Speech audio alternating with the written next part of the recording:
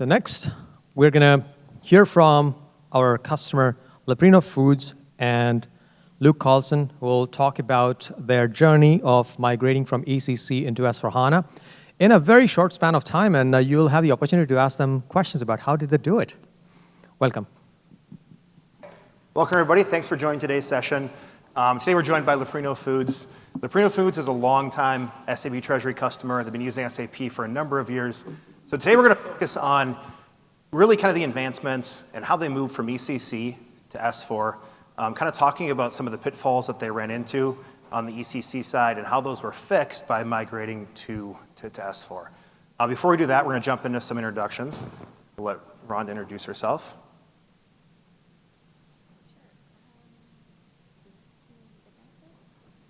Oh, yes. Hello, my name is Ronda Groodt. I'm with Leprino Foods. This is probably my fourth or fifth SAP Treasury conference. I attended the first one probably back in 2008 or 2009. And on the last day of the conference, during the break, when we came back, there was a little bag of popcorn at each of our tables. And that was my first introduction to Garrett popcorn. So I love coming back to Chicago and, of course, the conference, but I'm really just here for the popcorn. Thank you. My name is Luke Carlson from Carlson Cash. I was one of the consultants on the project along with Mike Wood. He's out in the crowd somewhere. And we worked with Leprino on this project over the course of about 6 months. So we'll jump into our agenda for today. Okay. Agenda for today, we're going to talk a little bit about Leprino Foods and what does Leprino do. I think it's important to understand, where Leprino comes from, what they do as a company. You maybe haven't even heard of Leprino, but if you've had any fast food pizza ever, you've definitely had Leprino cheese. So Ron's going to talk a little bit about what Leprino Foods is, some of the origin, when it started, and kind of walk through that. We're going to jump into some project highlights. So we're going to kind of focus on 3 separate areas. We're going to focus on cash management. We had a pretty big scope, but we want to focus on cash management because that's kind of the heart of what we were doing from a treasury standpoint, and what some of those pitfalls were in ECC, how we overcame those in S4. So we'll talk about that. We're then going to jump to payment processing. We'll talk a little bit about why it is so important for Leprino's industry to make sure that payments are on time, make sure that they're made successfully, and that we have visibility to those payments when we make those payments. So we'll talk about that. We're then going to end with we implemented some functionality around machine learning in SAP. So Cash App, machine learning, bank reconciliation. We're going to talk about how we optimize their process using SAP standard functionality with machine learning and AI to really increase the hit rate on our automatic cash application. We're then going to kind of cap it off by talking a little bit about kind of lessons learned, what SAP Treasury looks like for Leprino today. We have the luxury of kind of looking back over the past year because we went live, I think it was exactly a year ago this week that we went live. So we had an opportunity to go back to the Treasury team, talk to them about what they've overcome, how it's working, what they like about the solution, what they don't like. And so I'll talk a little bit about that in the end and some of the big benefits that they've received from the new solution. And then talk a little bit about some of the things we ran into on the project, what we would have done differently, some things that we ran into that we didn't even see coming. And so kind of talk about some of those things that kind of lessons learned on the project. Great, thanks. Leprino Foods. So we are the largest mozzarella cheese producer in the world. We started in 1950. We have about 4,000 plus employees, and we serve about 55 countries with our dairy and nutrition products. We have 2 lines of businesses, cheese and nutrition, as Luke mentioned. If you've eaten Domino's Pizza, Pizza Hut, Little Caesars, then you have eaten our cheese. On the other side, the nutrition, we supply whey protein and infant formula ingredients, as well as we have a brand, Ascent Protein, for sports nutrition. We started in 1950 in Denver, Colorado. We are still there, and oops. Kind of went fast on that one, but we are a privately owned company, and our Jim Leprino still comes in the office, not every day, but at least a couple of times a week. I first want to talk a little bit about the S4 program before we kind of jump into the Treasury scope. It is a multi-year program. This is our S4HANA timeline, and we started around, I would say, 2019, kind of planning out our journey from ECC to S4HANA. Luke mentioned that we went live almost like a year ago with S4HANA 2020 on-prem. But prior to that, we implemented a couple of different projects that I think were critical before we started the S4HANA project. So we moved from Oracle to S4HANA back in 2020. We also did the business partner conversion, which is mandatory prior to the start of the S4 project. And another big win for us was the SAP ABAP mitigations. We, along with probably a lot of other SAP customers, we have a lot of RISE-F objects, so we wanted to get ahead of that and start that mitigation early. And if you look at the timeline too, there are several projects that are planned post S4HANA, so we are still, I would say, making improvements and rolling out additional SAP S4HANA functionality. If you think about the approach, we are very risk averse, so we wanted to mitigate any risk. We were a true conversion program. I know that people have heard the terms brownfield and greenfield. To us, it's a little bit different. We use the term greenfield where there was S4 optional functionality that we wanted to implement. We called that greenfield. And then the brownfield was just a true conversion. I do want to mention we did not have a single SI. We do have a strategic partner who provides AMS services as well as ABAP development. They were heavily involved in, I would say, the technical conversion pieces, but we did have the benefit of the applications team kind of selecting our partners almost at a functionality or I would say a track level. We did engage Luke and Carlson Cash for our Treasury implementation, and that just allowed us a little bit more flexibility with our partners and really gave us a chance to kind of choose the partners who fit Leprino Foods best. Also, I want to mention we engaged SAP Max Attention for their downtime optimized conversion to help reduce the downtime. We'll talk about the Treasury track and the scope and the timeline. Turn it over to you for Perfect. Cash management. Yeah, so first we're going to start with cash management, talk a little bit about the scope, talk first about what we saw on the ECC side, and talk about some of those pitfalls.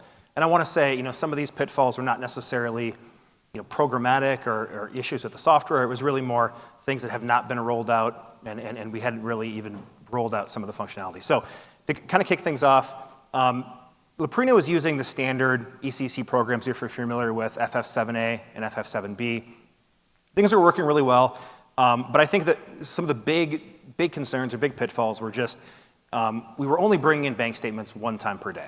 So we really had a lack of visibility to where are we in our cash position throughout the day. We really had no idea where we were after we brought in that first bank statement. So that was one area we really wanted to focus on. How can we increase transparency to our cash position, bring in more routine intraday bank statements, and gain greater cash visibility and be able to make better decisions. The other thing we were really focusing on is, just being able to look back and be able to see where we were at any given point in time from a cash perspective. As you know, one of the pitfalls in ECC is being able to see where we were a year ago, 6 months ago. We really had no visibility to that. The only way we'd be able to do that would be to export that data to Excel and look back at that at any given point in time. So that was one thing we really wanted to focus on and leverage the new S4 functionality to roll that out. Another thing, and this is kind of a secondary priority for on the cash management side, but another thing we really want to focus on is Leprino very heavily used a subset of third-party custom programs to augment the standard functionality. And if anybody else is in the audience that is using ECC today, you're probably in the same boat. You maybe use some third-party programs or a suite of third-party programs. And one of the goals of the project was, let's take a really hard look at these programs and see if the standard S4 functionality can be leveraged to not have to rely on the third-party custom programs. Okay, so what do we end up implementing, and what does this look like today? So what we decided to do is bring in intraday bank statements more routine throughout the day. So I think we have 4 or 5 different times we're bringing in bank statements.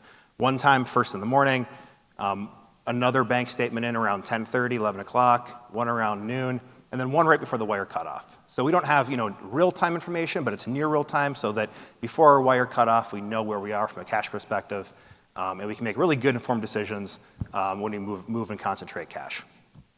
The other thing that we did is really leverage some of the standard KPIs. And as you know, there's some really good reporting from an S4 perspective on the cash side. When we bring in our bank statements, we're able to see exactly when they came in, see if they uploaded successfully, see which ones didn't, and be able to investigate that even further. So that was one, kind of a real big win from a cash management perspective. I think at the end of the day, the biggest thing is just being able to have all our data all in one place. Of course, everything sits in one exposure. We're able to go back and look at that data, retrospectively and see where were we a year ago. Like I mentioned, we went live just about a year ago now. So the Treasury team is able to go back. We're using the snapshot program. We're able to go back and see where we were at any given point in time over the past year from a cash perspective. So it's really allowed them to make better, more informed decisions about where they're going, what they're doing, and be able to make better strategic decisions from a cash perspective. Okay. Let's jump into payment processing. So, a lot of the things that we were doing prior to S4 were things that the functionality was there. It had not been rolled out in ECC. So, what it looked like prior to S4, we were using F110, F111, the standard payment programs.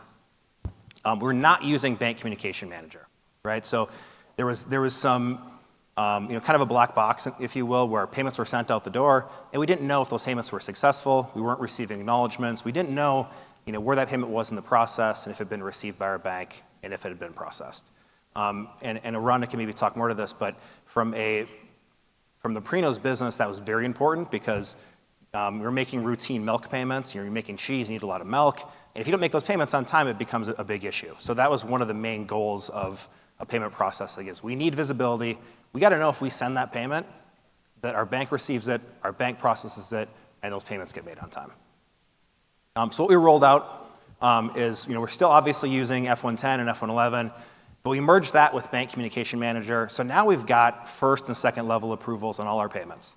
Payments go out the door. We're able to see, did our bank receive that file? Does it look successful? And was it processed successfully on their end? So I think that was one of the really big wins from a payment perspective. And something that just gained a lot of, assurance, knowing that if we send a payment out the door, payments are made successfully on time, and we have that visibility to what was successful and what wasn't. Yeah, and just to add on to, we consume about 20% of the milk through the DFA ecosystem, so it's very important that those wire payments are sent timely and then also received. Okay, I'll talk about accounts receivable and cash application. So one of the business goals of the accounts receivable and cash application team was to increase the rate of auto-clearing customer payments to open invoices. So back in 2019, we developed a roadmap to leverage existing functionality in ECC, things like the EDI 812 and some other functionality, as well as perform business process reviews to eliminate some of the inefficiencies in the end-to-end process. At the end of that, we made marginal improvements to our hit rate and our overall end-to-end business process. So we presented a business case to implement SAP cash application as part of the S4 project. The business case benefits actually supported the cost of the implementation since we had a straight-through process rate of about 17%.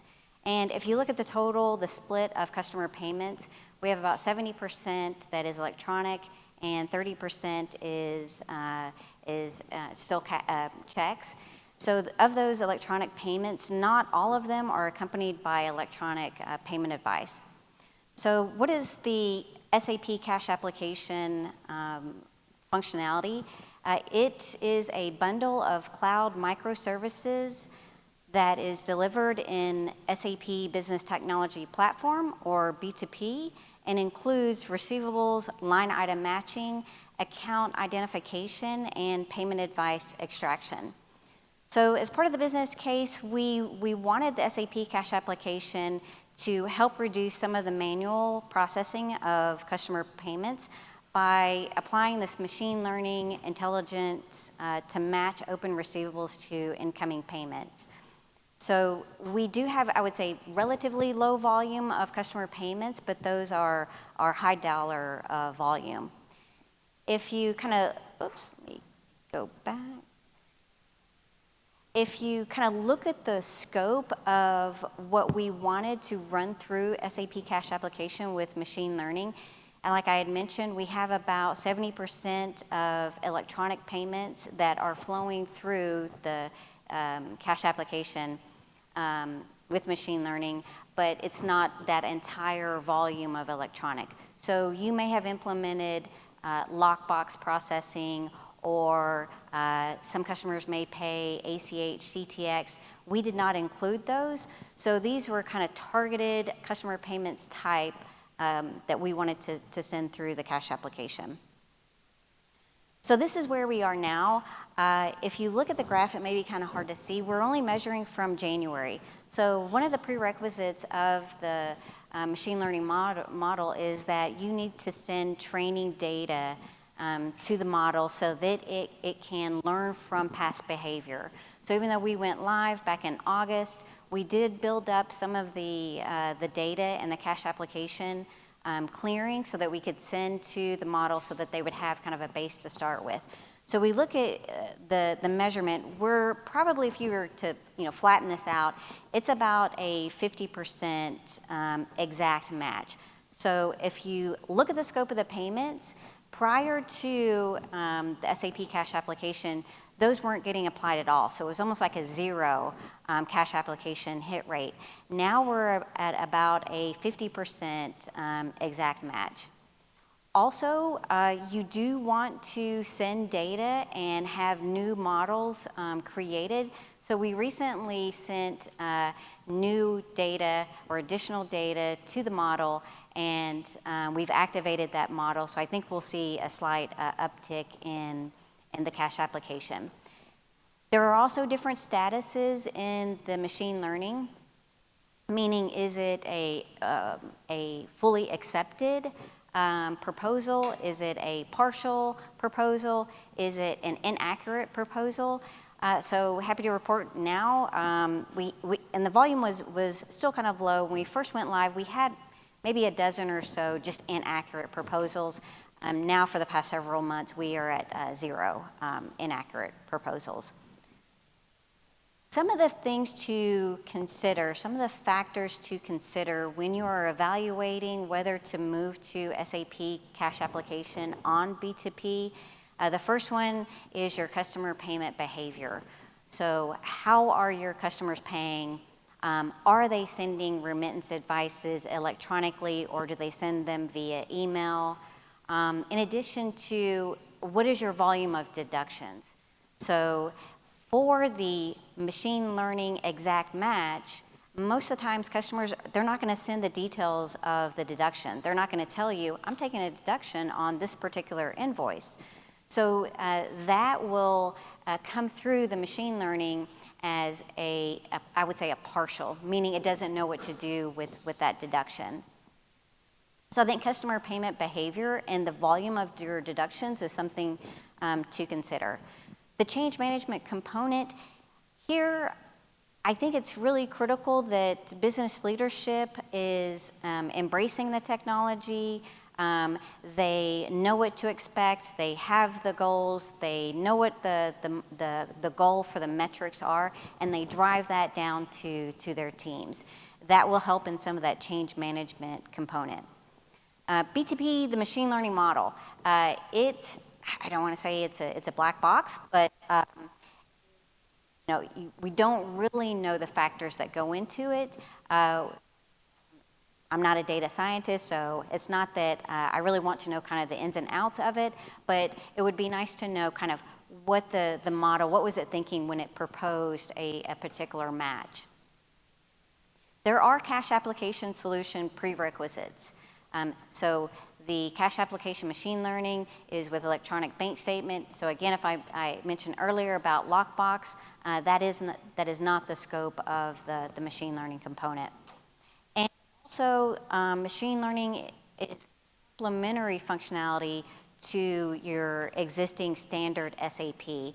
So if you go back to the roadmap, we wanted that strong base of cash application standard, and we leveraged all the functionality, most all the functionality that was available, and then we looked towards the SAP cash application with machine learning.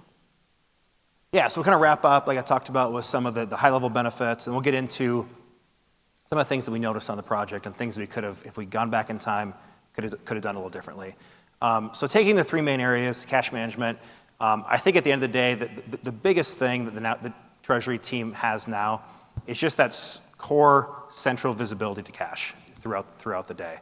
Like I mentioned, it was something that they really only had that level of visibility at key points throughout the day. Now they have 4 or 5 times throughout the day. They know really where they are from a cash perspective and can make better decisions as a Treasury team.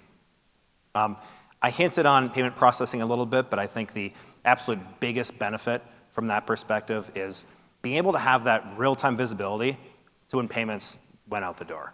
Remember when we went live, we pushed the button, sent out our first batch of payment files, and within a few minutes we knew exactly what payments were received by the bank and accepted by the bank. And just having that level of visibility was really nice, especially for those high-dollar, high-value payments that we talked about, those milk payments, knowing that those had been automatically processed by the bank and sent to the ultimate beneficiary. We just got done talking a lot about some of the big benefits from a bank reconciliation and cash application perspective, but I think one of the biggest takeaways here is just we took a lot of the overly manual tasks that were done on a daily basis. I'll never forget meeting with the bank reconcilers when we talked about their overall process, and there was a lot of, I go to this Excel file, I go here, I pull this into here, and now I don't want to say it's fully automated, but it's highly automated comparatively to what it was before. Everything is contained within managed bank statements and reprocessed bank statements. And if somebody were to come in, step in, take over that job the next day, they could do that a lot easier than some of that tribal knowledge, if you will, that was passed down in the old process. So I think that was kind of a big win on the bank rec and cash application side. Okay, so like I mentioned, we went live about a year ago. So looking back, overall it was a really smooth implementation. I think start to finish it was around 6 or 7 months. Of course, we had some bumps in the road. We still we went live on time. Very, very few issues after we went live. But if we were to look back on some of those things that we could have maybe improved on or lessons learned, I think number one is really having a really good buy-in from the business users.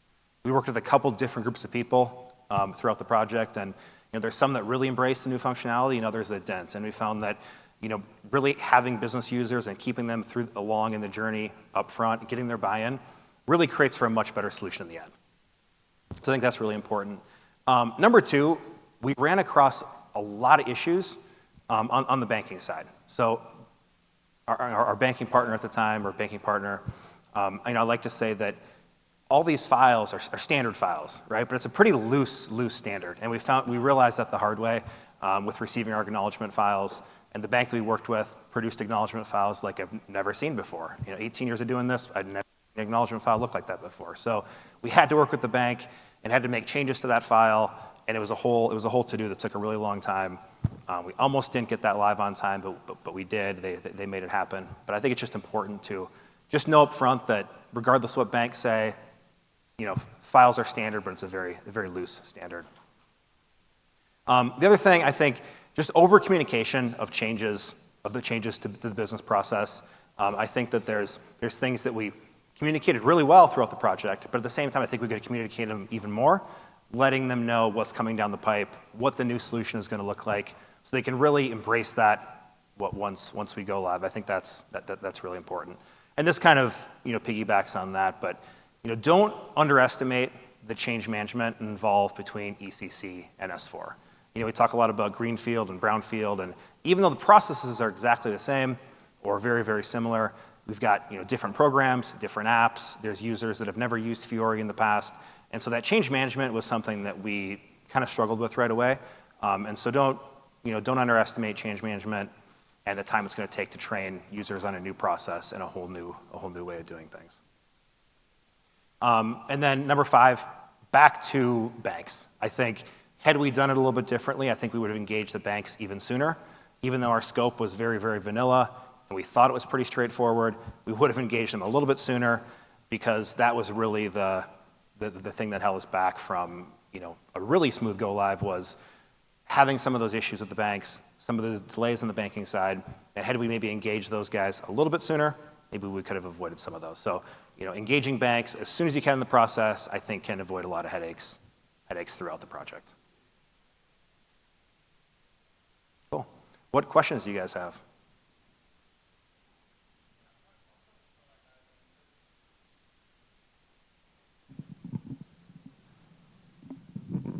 Hi, thank you.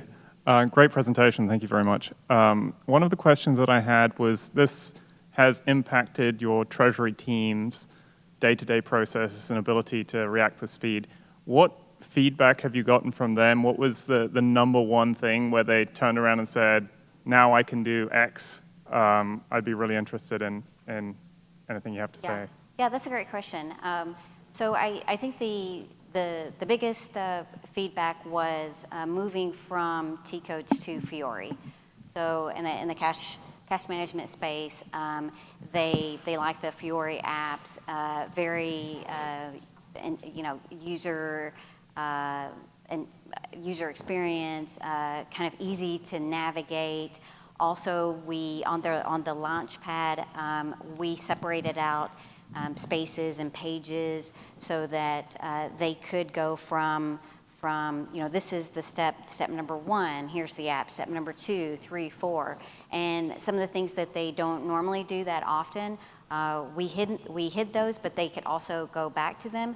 So I think it's going to that user experience and really getting their input, and almost doing kind of what we call a usability test. So, in the beginning, there were, 15 apps on their page, and we just let them kind of try it out and kind of explore, and they gave us feedback, and we made those changes, and it's very streamlined, is what Chris and Joel said, that it's easy to use, and the navigation is great.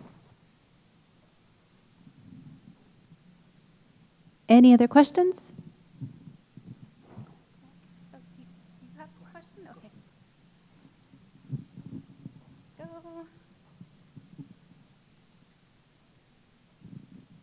Were you able to successfully move them completely off of the GUI, or are there some things that your Treasury processors are still doing in the GUI? Are they all Fiori? I would say all of the cash management functionality, there is exceptions to that. So I think let's see, is it PROC, FebProc, or FEBAN? I think for one scenario, they have to go into the GUI T code. I believe it's FEBAN, and that only happens occasionally. For the most part, on the cash management side, on the cash application side, with the machine learning, they are in Fiori, not in the GUI T code. For some of the other mark-to-market or some of those other instruments, they're still in GUI T code. Yeah, and it wasn't necessarily because the functionality is not there in Fiori. It was just a big change management to move entirely from T code based to Fiori based. So I thought that we kind of pushed that to a later phase to roll that out and be 100% on Fiori. I'll let you have an optional question here. The first question is, do you use any receivables finance? And if so, are you reconciling that cash using this process or not? And if you don't do any receivables finance, I'm just curious. We do not do any receivables finance. So of those that do not match, what do you find is the most common reason that they're not matching and you still require manual intervention? I would say that the biggest is the deductions. I would say when you look at the percentage, even though there's some spikes in that, it's about a 50%. But if you were to carve it out and you were to really analyze your customers and say, here are the customers that have low volume of deductions, then the machine learning is proposing up to 90% accuracy Once you get into the higher volume of deductions, then that is forcing that percentage to be lower. But I think the opportunity that we have at Leprino in the cash application or accounts receivable space is taking the data that is now available from the machine learning model, because you can drill down on every single customer payment. You can see exactly what they're paying, and changing customer behavior, although I know a lot of people think, oh, you can't change your customer behavior, but I think you can. I think you can make small wins. So identifying those customers that you want to target and you want to reach out to and kind of change that behavior, then that's going to drive the automation even further.